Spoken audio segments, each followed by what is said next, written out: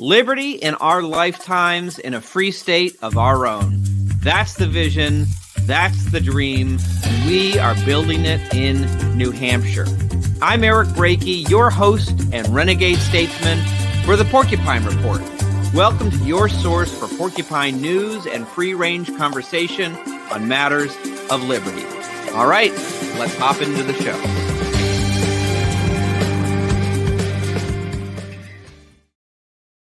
Hey there, everyone. Eric Brakey here, your host, your renegade statesman, executive director of the Free State Project, coming to you for episode 7 of the Porcupine Report. Thank you so much for joining us all this evening. We're going to have a great show ahead. And I'll tell you, the big thing this week is what we have been building up towards for weeks now. Every single episode. What's the first thing I tell you? Get your tickets for the New Hampshire Liberty Forum. Well, that moment is now upon us. When this episode releases, we're recording it on Monday. It's going to be released on Wednesday. That leaves us what? 2 days? 2 days to the New Hampshire Liberty Forum by the time this show airs. It's your last chance to get tickets. We've got hundreds sold. We're going to have a fantastic turnout with some great speakers. Our headliners, of course, you know them, you love them. I've been telling you about them every single week. We have Brian Kaplan, professor of economics at George Mason University. We have Glenn Jacobs, mayor of Knox County, Tennessee, who also happens to be the WWE superstar Kane.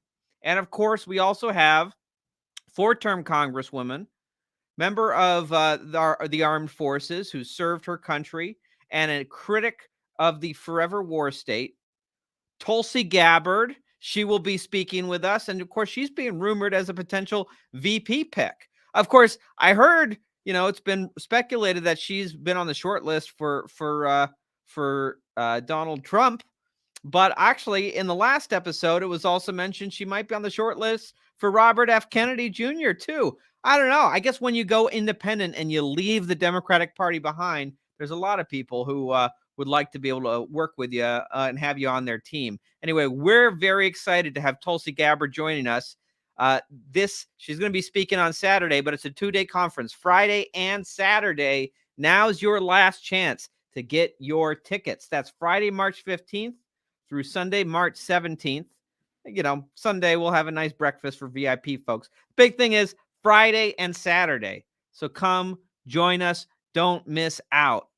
And today on the show, we have a great guest who will be joining us at the New Hampshire Liberty Forum. He's a good friend, someone I've known for several years. And he is one of the leaders at a organization that does tremendous work for the liberty movement here in America, an organization that I worked for a period of time. I was very proud to call home for a little while with all the great work that they're doing. The organization is Young Americans for Liberty. They are, in fact, a sponsor. We're so happy to be partnering with them for the New Hampshire Liberty Forum. And my guest today is Sean Themea, who last I checked was the chief of staff at Young Americans for Liberty. But boy, I'll tell you, when I was there, I had like 3 different titles. So I actually didn't ask him before we got started if his title is still chief of staff. Anyway, we'll have to ask him when he comes on. Hey, Sean, welcome to the Porcupine Report. Mr. Brakey, Senator Brakey, great to be here. Thanks for having me. It's good to see you. Is it still chief of staff? Is that still the title? So, I hate to correct you on your own show. It is now chief operating officer. But yes, the titles, they come and go, they change. So yeah, I think at one point, growth strategist. Another time I was like a policy advisor, and then anyway, there's so many titles. Anyway, you're moving up in the world. Already you were at chief of staff. Now you're the chief operating officer. So I'm no executive director of FSP. So love seeing you in that role. Great guy to lead the org. Well, I appreciate it, Sean. And I know that you are on the road right now. So for those watching the video version, they might be wondering, like, what's Sean doing calling us? You got like a doorway in the back, right? You're in a hotel room right now in Ohio. Where you want to tell folks what you're doing out in Ohio? Absolutely. So I'm out here in Southern Ohio, real America. Not that New Hampshire is not real America, but this is the other side of real America in Southern Ohio. I'm on the ground here with door knockers recruited by Young Americans for Liberty who are on the ground knocking on doors in the Ohio primary to try and take out what we call the Blue 22. This is a block of 22 rhinos who teamed up to block a Liberty Speaker of the House in Ohio and are really just getting in the way of Ohio becoming a Liberty Lighthouse state, right? They've got a great majority out in Ohio that could pass transformative tax cuts.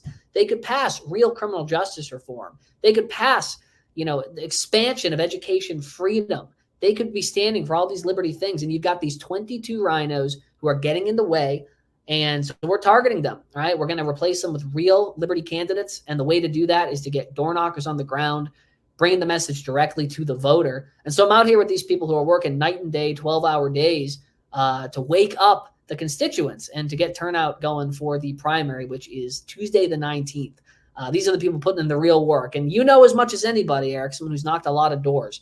So that's what I'm up to this week, right before Liberty Forum. Awesome. Door knocking is the gold standard of campaigning. There's no shortcuts around it. And I know that's always been what, at least in the last decade or so, the amazing thing that Young Americans for Liberty has brought to the table is all of these young people who want to make a difference for liberty. And rather than just sitting on Facebook and winning, Facebook arguments, they're getting out there, they're knocking doors and making an actual difference, talking to voters at the door. And I will say, well, I'm, living in Maine now, or my family goes back many generations, and moving to New Hampshire where, I don't know, we'll make it write a new future there. I did grow up in Ohio, just outside of Cleveland. And so I'm especially, it is, while haven't lived there in a long time, it is nice to see the way Ohio's kind of gone from being a swing state to more of a red state, and the liberty contingent within the Republican Party in Ohio is growing. I will say a shout out to my sister-in-law, Carolyn Brakey, who is actually running for Geauga County Commissioner in Ohio in the primary next week. So just as all those Liberty candidates are running and taking out the Blue 22 in those primaries, I'll be watching closely to see how some other Liberty candidates are doing. So good luck to all the Liberty candidates running in Ohio. And if it doesn't work out for you, you can always move to New Hampshire. Hey, I endorse that, as a New Hampshire native myself. All right. Well, let's talk about that. So we'll get into more kind of Young Americans for Liberty and the vision and kind of what's happening there. But Sean, you grew up in New Hampshire. You are a New Hampshire native. And along the way, you've gone from being a New Hampshire native to now living down in Austin, Texas, and being one of the leaders with Young Americans for Liberty. I guess tell us a little bit about your individual story. How'd you get on the path to liberty and where you are today from New Hampshire? Yeah, so grew up in New Hampshire, wasn't really involved politically until I got into college.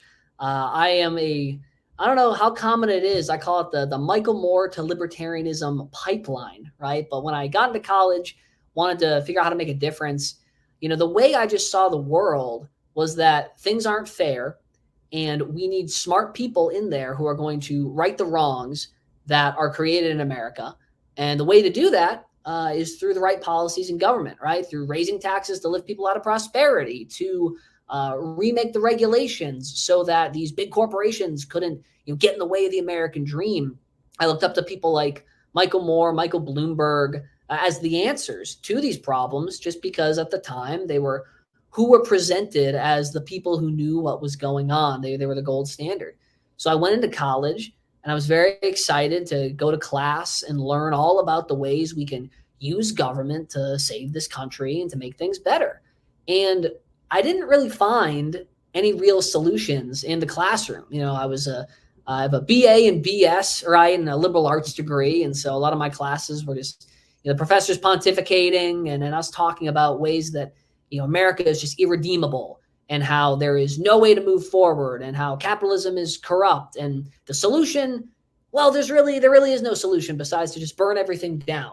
And so we're sitting there, and we're moping and we're whining, and it just felt wrong. Sometimes you just feel things in your gut, right? You want to be uplifted. I believed in agency. I really did believe that, if you just stood up and maybe start a business, even, right, a social impact business, or just, I wanted to make a solution happen. And I wasn't getting any of those solutions in the classroom. I was just getting hit with, at the time, they were transparent. They called it critical theory, right? Now you hear it as critical race theory or DEI or wokeness or what have you. But I realized it all came back to, the solution was either to burn everything down or to create more government. But for what? For what? There was no clear path forward. And so I started looking for, well, what are solutions we can create that are going to lift people up? And thanks to Young Americans for Liberty recruiting on my campus and through some exposure to Rand Paul and then later on Ron Paul, I realized that government wasn't the answer, it was the problem. And as you can tell by our best-selling shirt at YL, I learned you shouldn't trust the government. You should trust people to create those solutions. And more importantly, I learned through Young Americans for Liberty that's actually a limited constitutional government that's going to right many of those wrongs and fix the fairness problem in this country by giving people a shot and getting government the heck out of the way. So did a total 180, ended up starting a YAL chapter on my campus, ended up trying to make, alliances with the left, right, where we could agree on criminal justice and what have you. Granted, I went to college, pre-Trump, so things were a little less heated on campus. Now things are a little more heated, right? It's hard to find those alliances and work together. So I guess I'm lucky I went to college when I did. But that was my path. I fell into it, got in, just trying to make a difference. And I think that, if you ever read the book, The Righteous Mind by Jonathan Haidt, he really touches on this, is that some people are motivated by fairness. And I guess the best way to summarize my shift is I realized that the government was creating more unfairness, more injustice, and creating more wrongs and rights. Whereas liberty is the answer both to prosperity and fairness, is the way I see the world now. Now, where did you go to college? Went to a college in Ithaca, New York. Not the college for smart people. That's Cornell. I went to the school that was for the film kids and the theater kids. I was a little too chicken to go in and pursue the arts. I'm, like you, Eric, I'm a big theater guy. I love musical theater. I did audition for the theater program at Ithaca. I didn't get in. It's tough. It's a tough business. Yeah, everyone was so talented. It would have cost an arm and a leg anyway. It would have been way too expensive for me. Exactly. So, I went to school up there, Central New York. I moved to D.C. after that. And then when Young Americans for Liberty relocated all the way down to Austin, became a Texan. And, when I moved down there, I used to say, oh, I'm from the Texas of the North, New Hampshire, thinking people would find it kind of cute, kind of funny. And, the real Texans, they looked at me and they said, don't ever say that again. There's only one Texas. And I was like, okay, all right, I'm never going to say that again. But, enough parallels, that rugged individualism, this inherent kind of spirit of liberty, I think runs true in Texas and New Hampshire, manifests a little bit differently in culture. But yeah, it feels like home.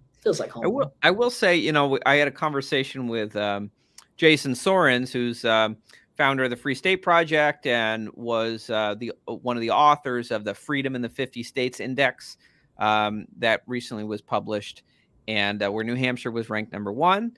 I don't remember where Texas was, but Texas was very high on economic freedom, but kind of near the bottom of the barrel when it comes to personal freedom. So I guess that's a cultural difference there. Well, anyway, always more work to do for freedom and liberty, but there certainly is a nice freedom streak on certain issues in Texas. That's very appreciated. I know from, when I lived there. So you found liberty at college. You got pulled out of the Democrat kind of, or the critical theory matrix. And you've been at Young Americans for Liberty now for a good long while. You're now, helping to lead the organization. What have you seen in terms of, you've been there during the period of time in which you had like Operation Win at the Door starting up and growing, and a refocus of Young Americans for Liberty on really mobilizing activists to make a difference in state legislative races. Could you tell me a little bit about what you've seen in terms of that transition and that refocus of the organization, and how and what have been the fruits of that? Absolutely. So Young Americans for Liberty started around 2008, born out of Students for Ron Paul. And it was a continuation of that energy that we saw on college campuses for all these students standing up and saying, I want Ron Paul to win the presidency in 2008, and I support the ideas he stands for, limited government and freedom. So it was a continuation of that movement. And the first 8 years or so, it was laser focused on building the youth army, right? And ensuring that students who came into college have that opportunity, just like me, to discover the ideas of liberty, to spread the message on campus. Remember Ron's call to spread the message after his campaign ended, and really just fortifying the next generation of liberty leaders, right? And the mission statement, we come right out and say we're here to reclaim the direction of our government by building the leaders of tomorrow. So the first 8 years, laser focused on that. And around 2018, it was a team effort. We decided to expand and say, we don't just want to build the youth army. We want to deploy it. We want to get as many students as we can out there knocking on doors, specifically to help elect liberty legislators at the state level, right? You look at federal races, it's important, right? We want people to ascend to Congress who believe in what we believe, but it's such a harder universe to influence. Millions of dollars being spent maybe to move a couple percentage points. And it's really easy to go bad in DC. There's a lot of dark forces at play, lots of power struggles. But at the end of the day, too, and coronavirus, COVID really showed us this, the majority of government interference happens within your own state, in your own backyard, right? It wasn't DC who kept us locked in our houses. It was the people in the governor's mansions. It was the people in the state houses who voted for these lockdowns. So seeing the path to real change, transformative change happening at the states, and realizing, hey, with enough doors knocked and enough, candidate name ID getting out there, enough young people reaching voters and saying, you should vote specifically for this state representative, we realized we could influence races by 6 to 15% with Operation Win at the Door. The difference between a politician winning and losing, the difference between a rhino winning or a socialist Democrat, right? We've realized that with lots of refining and continual, efforts to get better, we had that power. So we set a lofty goal to elect 250 liberty legislators by the end of 2022. And after 3 major cycles, we ended up blowing that goal out of the water. Total team effort across the whole team and all the students knocking doors. And we knocked over 1 million doors to get this done. And we ended up helping to elect over 300 liberty legislators, 328 in the coalition by the end of 2022. So after that, we took a step back and said, well, what comes next, right? We can keep electing this big group of liberty legislators. That's important. We can't stop doing that. We've got to have students knocking doors electorally. But we saw, even without a ton of intentional programming behind it, that the real impact these legislators are making was passing transformative liberty legislation, right? We see governing minorities in states like Kentucky or Missouri, where these people, these champions like Savannah Maddox in Kentucky, they were the reasons that school choice was being passed, the reasons constitutional carry were being passed. These are the people who were forcing votes, the people who were the difference makers, whether a bill made it out of the House or died in committee. And we said, okay, we're going to expand this mission to not only build the youth army and not only to elect liberty legislators, but to pass transformative liberty legislation and keep up door knocking to do that, to reach constituents during the legislative season and let them know when important bills were on the docket, which state representatives to call to make sure they voted correctly, and ultimately to, over the period of the next several cycles, try and create what we're calling Liberty Lighthouse states, right? These are states that are going to stand out from the rest of the pack and shine a light into the darkness, right? We have these states like New York, Illinois, California. They are the models for what tyranny is, what big government is. And right now, there aren't states out there that can rise to that level of New York and California for liberty, right? To challenge them and say, no, this is what a true Liberty Lighthouse state can look like. This is what a light shining out into the darkness can look like for other states to follow. And that looks like states that are passing transformative legislation on several different issue areas. You've got, economic freedom. So the total abolition of some taxes, states that are abolishing property tax, income tax outright. You got states that will pass universal school choice. Education is a key part of this. So every child has a choice to go to a school that meets their needs. Or you've got healthcare reform, certificate of need. If you don't know what that is, you got to Google it. It's an awful law. It's getting in the way of medical freedom, especially we see COVID impacting this, right? Laws that get in the way of building hospitals. So medical freedom and also, measures that protect people's medical privacy during COVID. Criminal justice reform, civil asset forfeiture, it can be gone. It's wildly unpopular. And we can see these lighthouse states leading the charge on that. And overall limited government, slashing regulations, right? Reining in the power of rogue law enforcement with no-knock warrants. So across several issue areas, building states that have legislators that can push and pass this transformative policy so that we can ultimately take this country back, restore it to the founders' intent, doing that state by state. So that's what we're here to do: build, elect, and pass. It is really, amazing to think about. I think people sometimes see, like, I don't know if you've ever seen, Sean, like the interactive map of, like, it's like the time lapse map of constitutional carry states in America. You go from like 2004, there's like 2 of them. And then like every 4 years, it's doubling and doubling and doubling. Now here we are in 2024, and there's 29 now, with Louisiana and South Carolina just getting on board. Of course, I remember when there was an effort years back to get South Carolina on board with constitutional carry. There were like 2/3 Republican supermajorities in both chambers, and the Republicans were saying, "Oh, it's not time for constitutional carry. We're going to do this little, we're going to do something mealy-mouthed about open carry." And Young Americans for Liberty kicking out one of its own coalition members because they had broken a pledge on supporting constitutional carry and holding people accountable there. And just a few years later, now you see constitutional carry being passed into law there. And it is interesting to see, like, as people watch that time lapse map of constitutional carry states popping off, you can almost, like, I look at that and I know, and every state I look at, it's like, I wonder what role Young Americans for Liberty played in that victory, or what role a Hazlitt coalition legislator played in that victory. Because I know when Texas passed constitutional carry, Yao played a big role in it. I know, and of course, that hasn't been the only issue.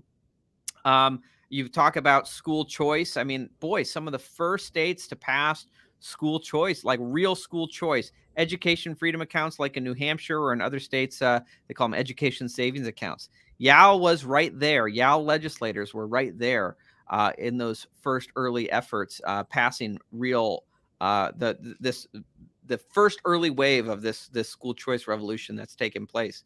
So what do you see? I mean, obviously school choice is, constitutional carry. I'm not sure I'm not sure how many more states we're going to be able to get on for constitutional carry. We've got like over half the country now. I remember when it was just a few. School choice seems to be catching kind of a new wave, and it's really amazing to see kind of efforts going on there. What do you see from like Hazlitt coalition legislators on, I know an issue that we talk about a lot on this show, defend the guard. What are you seeing from folks in the Hazlitt coalition across America there? Absolutely. Well, to brag on New Hampshire a bit, right? And we got great team effort behind this. I mean, folks like Free State Project, other groups in New Hampshire making this possible, these support systems. It is totally a team effort. And we got to keep finding ways to unite on transformative legislation where we can. In particular in school choice in New Hampshire, very grateful and proud, again, as a New Hampshire native, to see the first school choice program rolled out a couple of years ago in New Hampshire with education savings accounts. And just a couple of weeks ago in the New Hampshire legislature, right? As I'm sure our viewers know, New Hampshire, it's a tight house right now in that you've got barely a Republican majority, but it's very bipartisan, hard to get certain bills through, right? The House recently passed ESA expansion, educational savings account expansion in New Hampshire, which means more parents will get more of their tax dollars back to spend as they see fit on their kids' education, right? That bill passed the House by one vote. Yeah. One vote was the difference between that school choice bill expanding or not expanding, right? And that's out of 400 House members. And so if you're ever wondering if your vote matters, right, know that your choice to vote for the Liberty candidate, to get out there, to go to the ballot box, or to stay home, especially in New Hampshire where there's such tight margins of voting. You see some candidates a couple of years ago, Robert Forsyth comes to mind. He won by like 3 or 4 votes, right?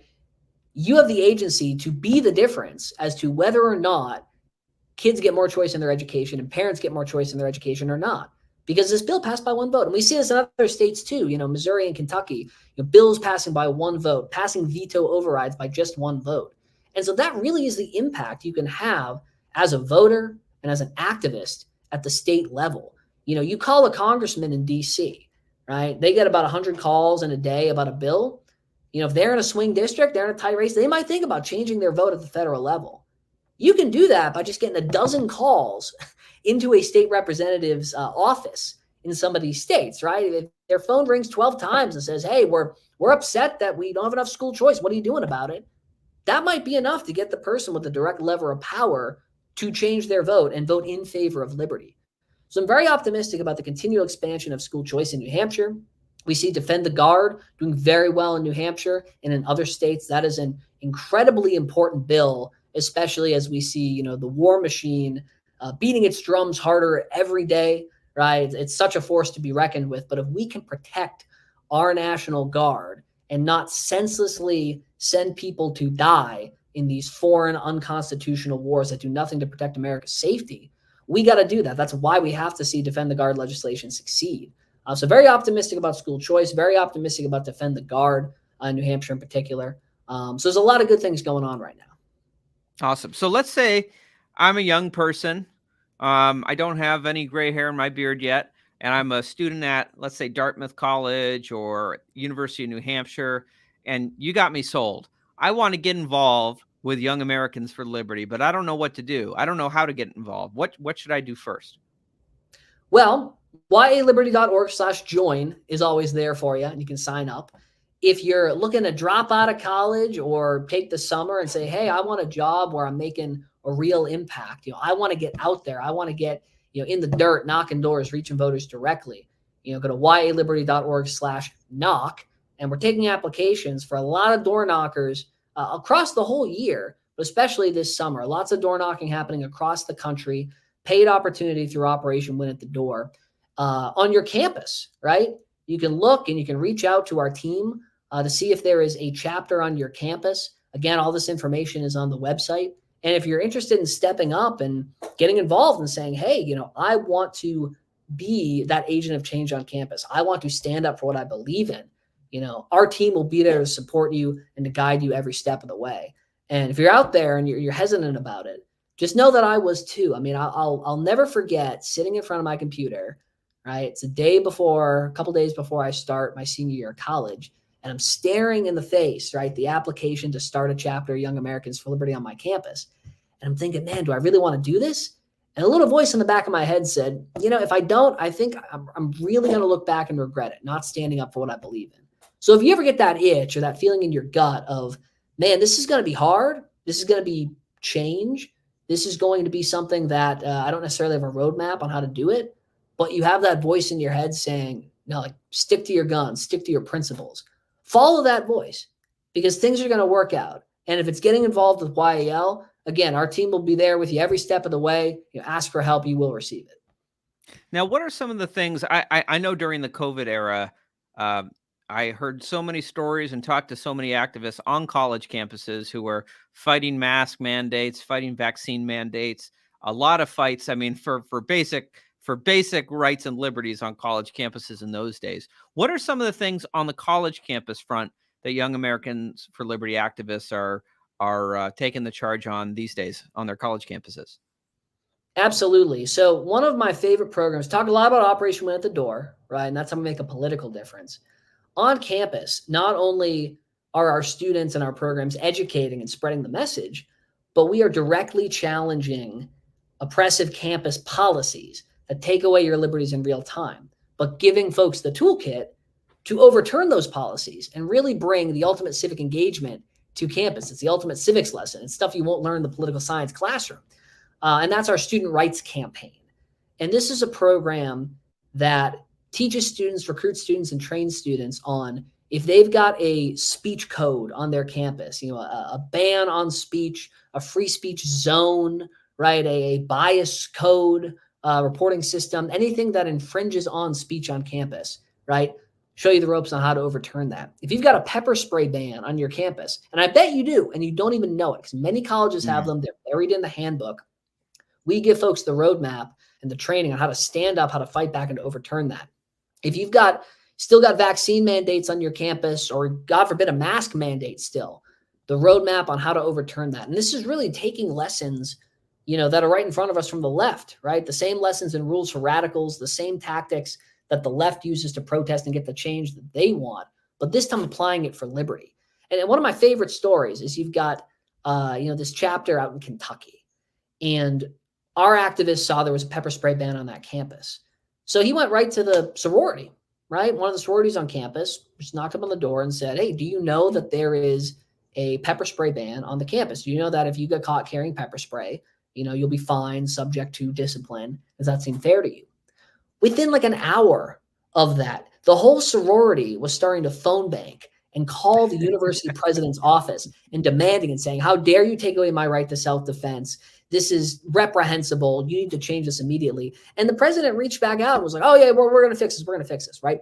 And that was one of our easiest cases. But several times, many times, you have to go through the process of getting petition signatures, standing up, advocating, saying, hey, we want to overturn this code. We want to overturn this pepper spray ban. We want to overturn this vaccine mandate. The process of getting signatures, getting petition signups, and showing a show of support, holding a rally on campus, delivering those petitions directly to the university president, right? It's often a long ball game and it takes courage, but we want to teach students at a very young age, the only way that you will get change is if you put pressure on the decision makers, right? Yeah. That's true in the state legislature. That's true in a college campus, right? And, I remember back in those critical theory classes, right? You roll your eyes when you hear the platitudes of, the oppressor will never teach you how to liberate yourself. You've got to, fight back. You've got to stand up, and they'll take it from the willingly. And, they get old after a while, right? These leftist sayings, but honestly, like, it's kind of the same principle, right? The university president is not going to just bend over and bow down and say, sure, we'll do what you want. We'll give you the pepper spray. Sure, you asked nicely. We'll get rid of this free speech code. No, they have to be pressured. They have to hear the will of the student voice brought directly to them.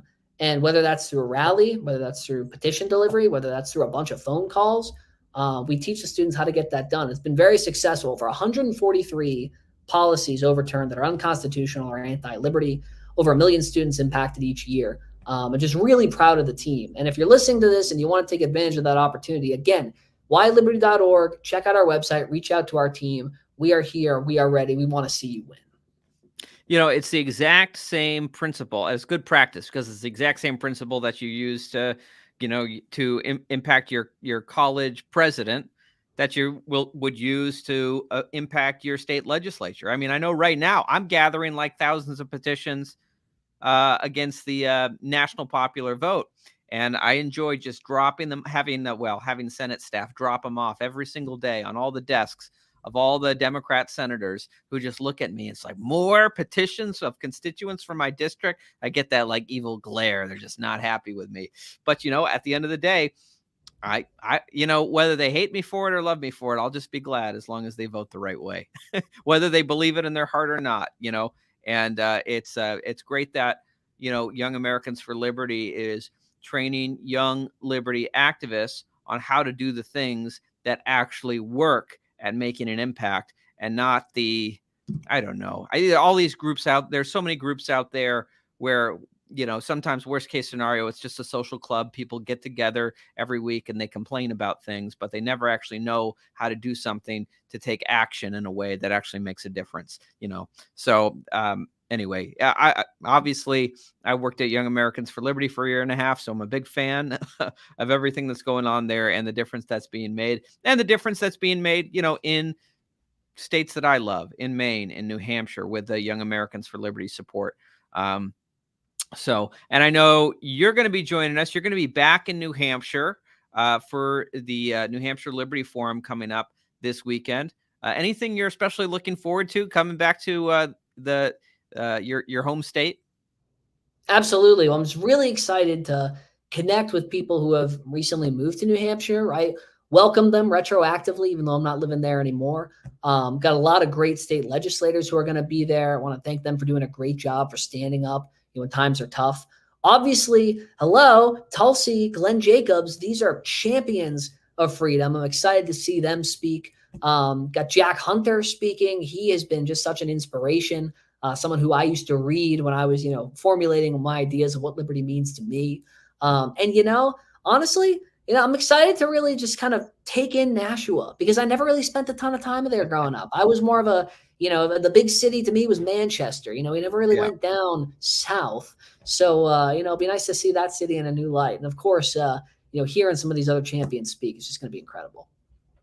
Now, when Texas succeeds in seceding from the Union, the whole Texit movement there, is Young Americans for Liberty going to have to change its name, or are you guys going to move somewhere else so you can still be Young Americans for Liberty? And if you're looking to move, is New Hampshire at the top of your list?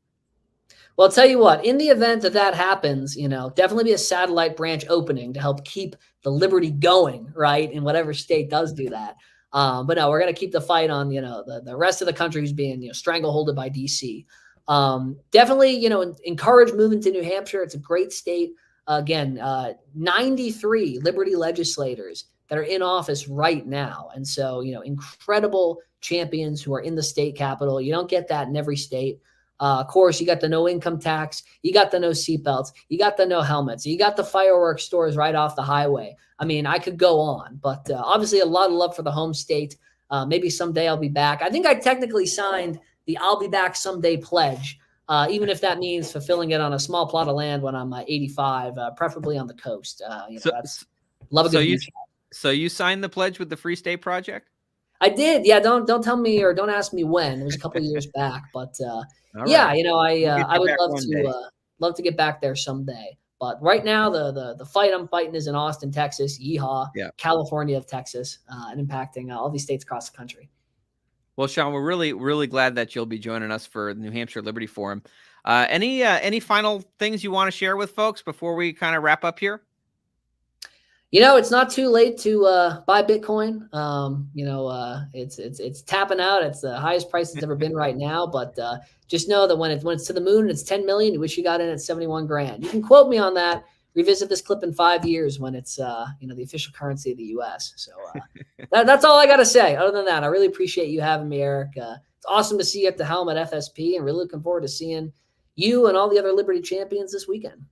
Well, looking forward to having you, Sean. Looking forward to continued work between so many partner organizations, Free State Project, Young Americans for Liberty, and you guys are doing great work around the country and in individual states.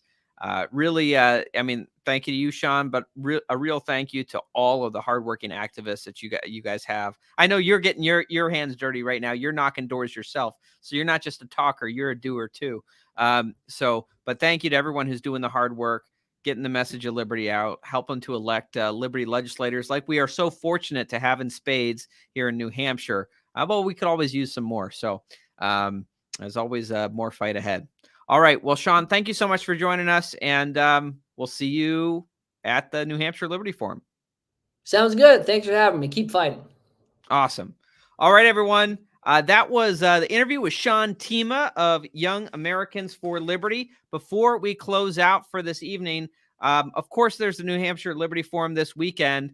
Get your tickets if you haven't already. But of course, also this summer, we have the Porcupine Freedom Festival. Porkfest.com, pork with a C, not with a K. I don't want to have to correct any more people on that. I got, people saying, oh, I'm going to porkfest.com, and they're going and they're getting tickets for some barbecue festival. They're at the wrong site. No, the barbecue may be delicious, but you want the Porcupine Freedom Festival, porkfest.com. You are going to join us at Porkfest June 17th to the 23rd at Rogers Campground in Lancaster, New Hampshire. We're going to have Ron Paul joining us virtually, but also so many great folks in person. 2,000 of your favorite libertarians. You get to go camping with them, including Scott Horton, Gene Epstein, Jeffrey Tucker, James Bovard, David Friedman, and so many more. Plus you, because you're coming to join us, right? We'll want to see you there. This is not to be missed. Grab your tickets at porkfest.com before they sell out, and they do sell out. It's sold out, I think, the last 2 years. So get your tickets while supplies last. And bring your friends, bring your family. This is a family-friendly freedom festival, and reserve your campsite. Campsites are getting down to the last few. So if you want a campsite, you want to act quickly. Space is limited. Porkfest.com.